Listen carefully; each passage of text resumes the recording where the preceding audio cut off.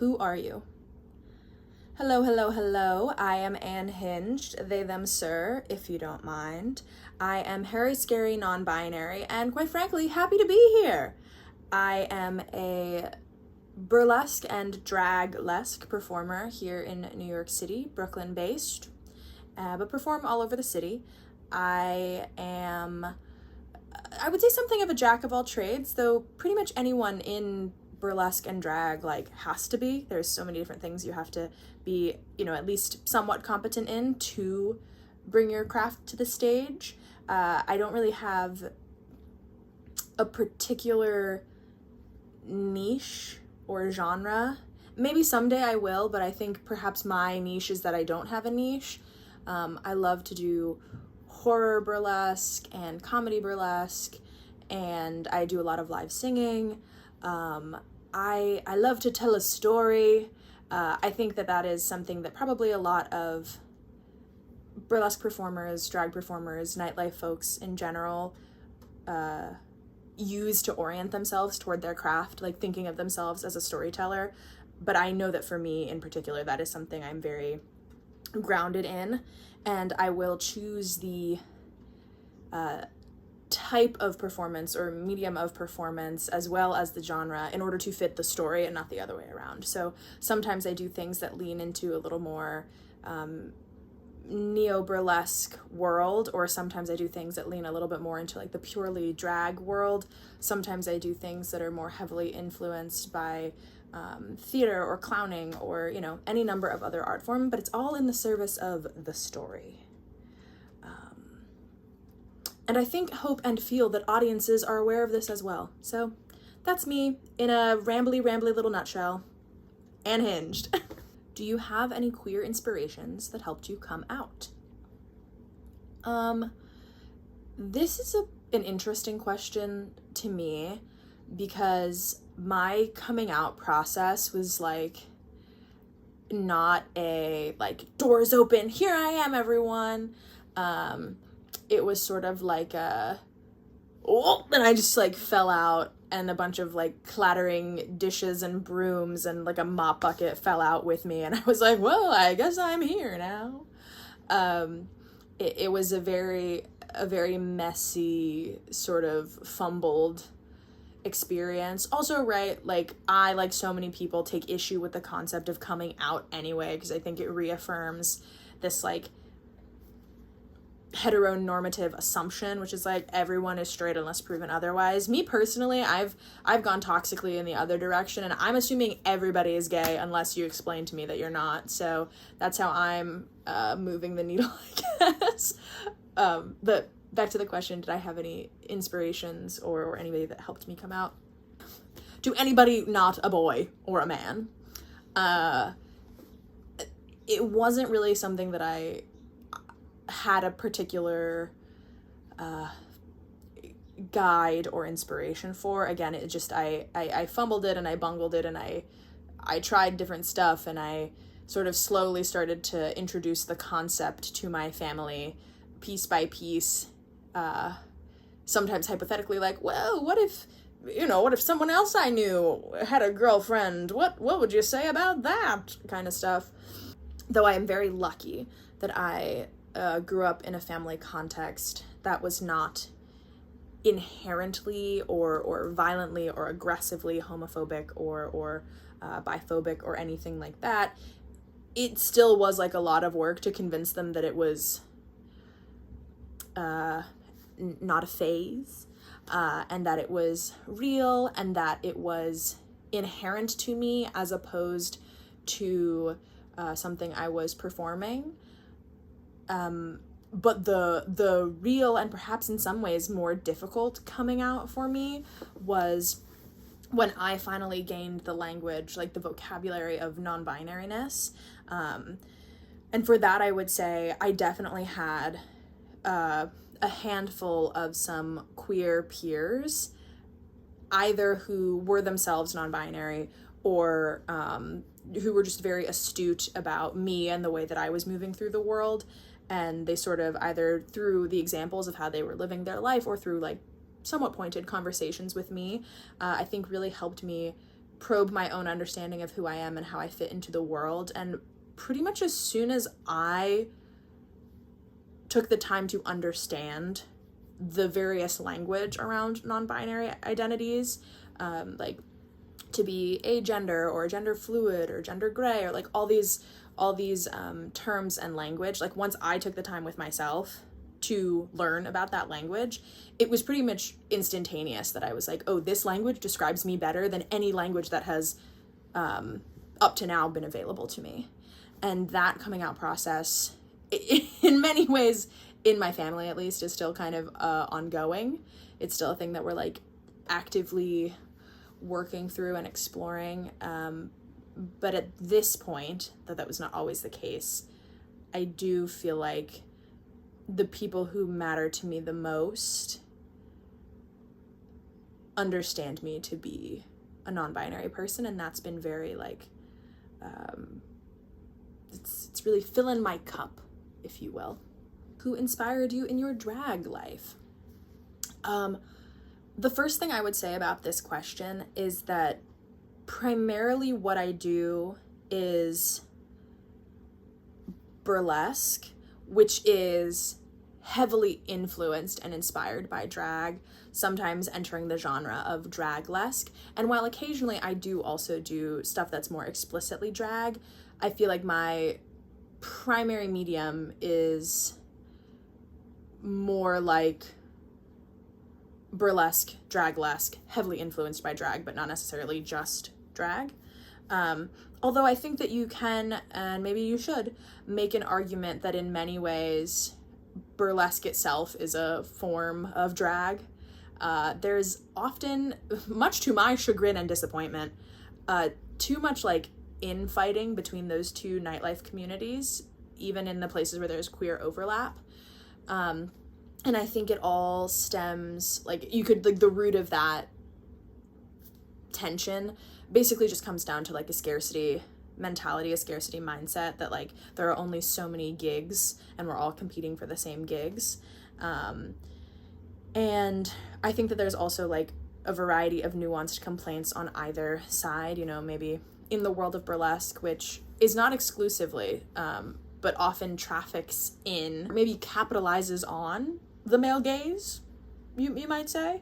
But unfortunately in that space, there can be some homophobia, queerphobia, and then I think a lot of times in the world of drag, especially in the realm of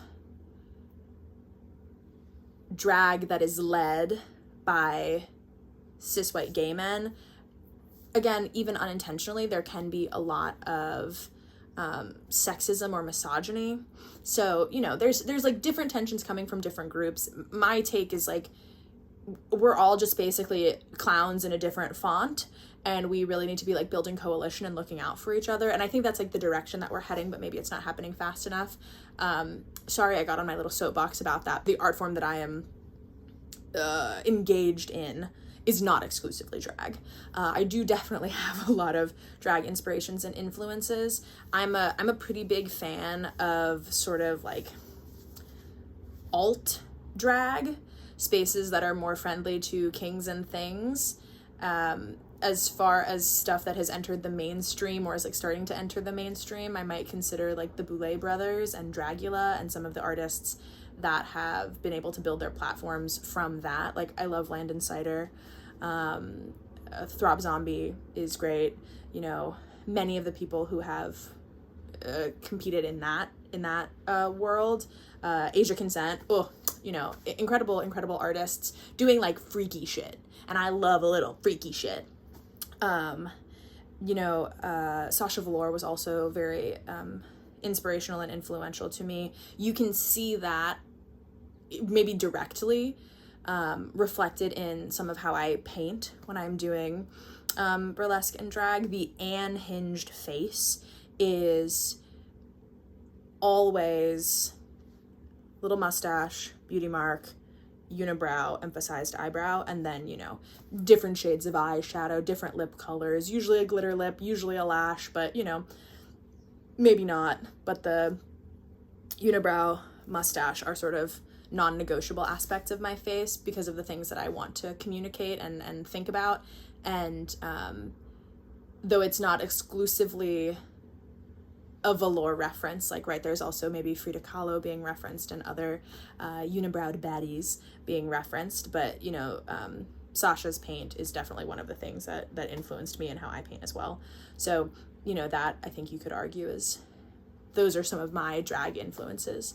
And then honestly, like, in both the spaces of drag and burlesque, like, a lot of my peers, I'm so inspired by a lot of the art that is, like, actively being made around me at any given time, and also by art that has nothing to do with drag and burlesque. Like, I'm so into like D&D and the type of storytelling that happens in that world. I love thinking about strong men and strong women, like, throughout the ages, especially like Victorian strong women. That's body goals right there. And, you know, like, cirque acts and sideshow stuff, you know, like, there's a lot of different stuff that I find inspiring, and I try to use in the art that I'm creating, and I try to do it in, like, reverential and referential ways rather than, you know, just copy and paste stuff. So that's what's inspiring to me. Tell me about your performer career.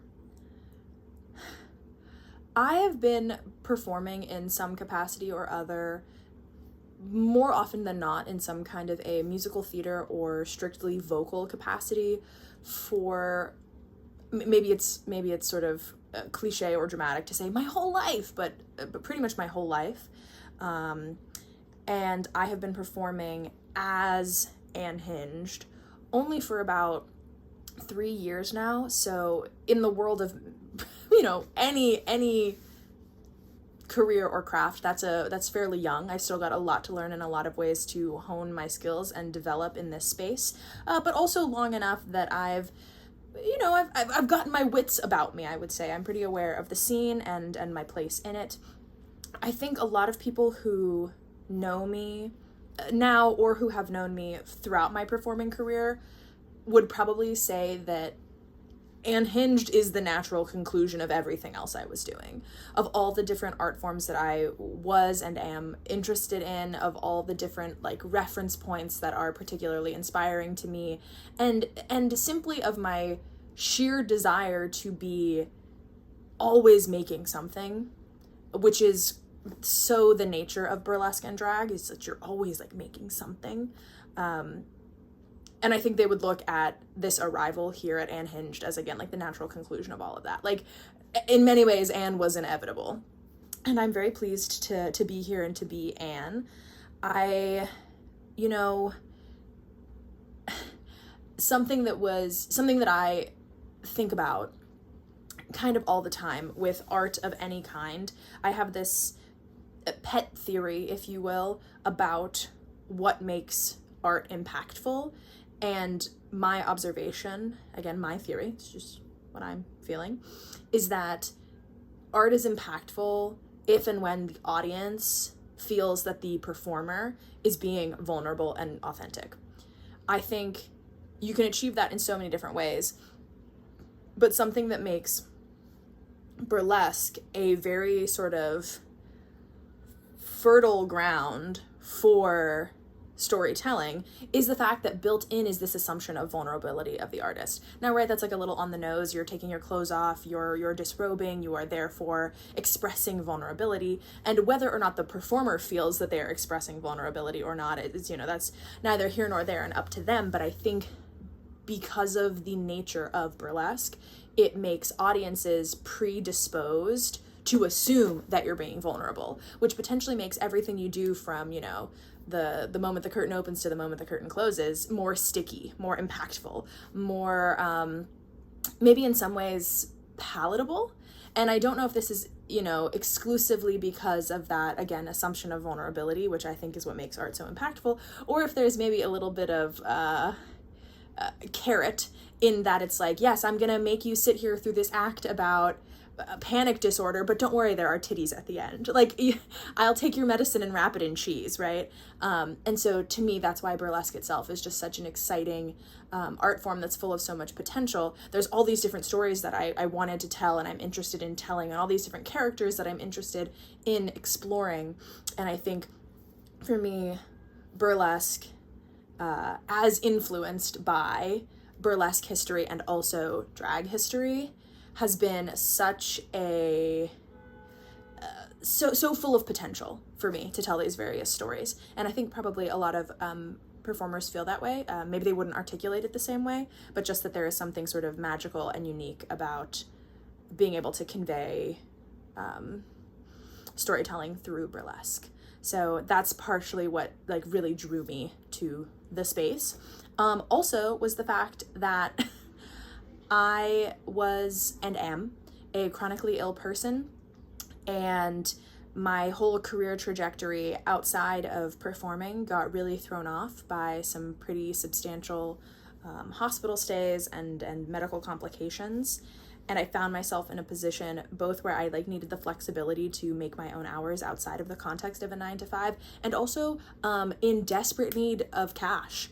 So, you know, my theatrical acumen and desire for the stage, combined with my desperate and immediate need to enter a career path where I could make money almost immediately, is pretty much what put me in the world of burlesque, in like the adjacent fields and stuff, you know, go-go dancing and other types of erotic labor as well. So that is how and why I entered. And it's magical and perfect and fantastic, even for all its flaws. And that is why I stay. And I can't wait to grow and learn more. Who was your queer awakening? I knew this was going to be a question. You know, the nature of the show is about queer awakenings. And I was going through the catalog of my own memories to try to find what was like the true awakening moment. And I think some things that stood out for me, especially in my now more obvious, more reified expression of my identity as a non-binary person, and also as like an omnisexual person, I definitely look back and I see a lot of examples of moments where I felt like special feelings about media properties that featured either like slightly more complicated expressions of gender, Mulan, classic, or situations where there were like two characters, one more masculine, one more feminine, like working together as sort of like the main characters. And I think like Atlantis, key movie for me. Sinbad was very influential for me as well. Like Eris really had me by the, you know. And then like Road to El Dorado, I think is the full name of that movie. Like all of them together, Chell and the boys, like just, I was like, oh, Kid in a Candy Store. Like there's so much there that I'm kind of interested in either like being close to or just being, which is the classic queer / bi struggle of like, do I want to be them or do I want to smooch them, you know? But I dug a little deeper and I found like the true awakening moment. So you may never have heard of this particular film, but The Little Mermaid has a sequel, which I believe is literally just called The Little Mermaid 2, Return to the Sea, or like Return to the Water, or something like that, wherein Ariel has married Eric and they're very grown up now, and they have a child of their own called Melody, and Melody is having the sort of reverse experience of her mother, which is that Melody is a child born of the land who really is craving the call of the sea. And, you know, various nonsense ensues in that film. But I think Melody is maybe supposed to be like 13, like 12 or 13. Like she's like fairly young. And when I first saw the film, I think maybe I was like 9 or 10. I don't fully remember, but like I was a kid. And I remember seeing her and thinking like, oh my God, like I want to be friends with her so bad. Like I want to be like more than friends. Like what is it when you're like even friendier than friends and you get to be like really close and just like, and the term that I came up with in my youth was turbo friends. I wanted to be turbo friends with her, which is a designation that would continue to ring true as I started to have crushes on real life human women. I was like, ooh, I want to be turbo friends. So yeah, I would say it was Melody from Atlantis in my youth. I think the other thing for me with like Melody in particular was that basically I remember in like the Little Mermaid times being like, I think Eric is so beautiful and he would just be like a little bit more beautiful if he was a girl. It's Melody from the Little Mermaid. She really kicked off my understanding of turbo friends. So give us a sneak peek regarding your act. So when it comes to my act, I think a pertinent sneak peek to give is that unlike the rest of the cast, I will not be portraying a particular character that was my awakening or was an awakening of mine, but rather I will be performing a rendition of a song that was an awakening for me. The song explores basically like non-binary identity and like what it means to embody and be like really proud and unapologetic about, you know, being something that is not just one thing, being something that is a combination of multiple things and also is like more than the sum of its parts, which I think is relevant even if you're not a queer person. Like I think that can apply to so many aspects of people's identity. Like I know I feel that as it relates even to my mixed race heritage with one Asian parent and one white parent. Like these words of this song and this idea that, you know, I don't give a fuck who the world thinks they're looking at. It's one of the lyrics. I think that applies to so many different things and so many different people, but I am not a particular character. And I would like to make that clear. We'll sneak peek also that it's a bit aspirational. The narrator of the song has parents who are clearly like very supportive and help like uplift that identity. And I know that, you know, not all queer people have that experience within their families. And I like the idea that we can have media or art that like helps us get closer to that feeling even if we didn't have it personally. And that also we can kind of like be each other's families, like found family in that way, to say like, you know, maybe these people that raised you didn't think this way, but like now all of us will hold you in that. And other than that, I'm not saying anything. I've said so much, but other than that, I'm not saying anything else. What does community mean to you? So the long and short of it for me is that community means showing up for each other. And it can be in, you know, big and small ways. It can be like putting your body on the line in the context of a protest. It can be, you know, community care and mutual aid, sending a friend a couple bucks, you know, when they're in trouble financially. It can be, you know, checkups on people that are really like meaningful and intentional. But it is an action-oriented idea. It's not something that just happens passively. Like we are not inherently in community just because I'm queer and you're queer. We're in community because we are caring for each other and looking out for each other. And I don't mean that to say, you know, you have to be so perpetually self-sacrificing that you are always putting your body on the line for others. But I do think that in general, and especially among white and white appearing and or cis and cis appearing queer people, it does mean putting your comfort on the line more than you would like to. And maybe in some cases, yeah, actually putting your safety on the line because you know that you are more likely to be safe or able to recover from a context that your Black and brown and indigenous and trans peers, you know, might not be so guaranteed. So yeah, community. Show up for each other. Do you want to share a message with everyone? And that is just, in my life and in my art, I think I'm kind of constantly striving and struggling to explore this idea that I am more than the sum of my parts, that I can be two different things at once, that I can be, quite frankly, 10 different things at once, and that all of that put together is not just the individual components, but is like something more. Like the alchemy of all those things combined brings me to what I am, and it is okay that I don't fit neatly into any, particular, distinct, discrete category. Like that's a journey I'm going on for myself, and often like through the art that I'm making. And what I want to share with everyone else is that I hope you internalize that message too. I hope like whoever you are, wherever you are, whatever you're up to, if you're having difficulty trying to fit yourself into a category, don't do it. Find coalition with the people who understand that it is okay to be more than one thing, who want to celebrate that and not even just like tolerate it, but really uplift it. And if you can't find those people for some reason, although I'm sure if you come to this show, you'll find at least a few of those people, but if you can't find those people, like find it for yourself,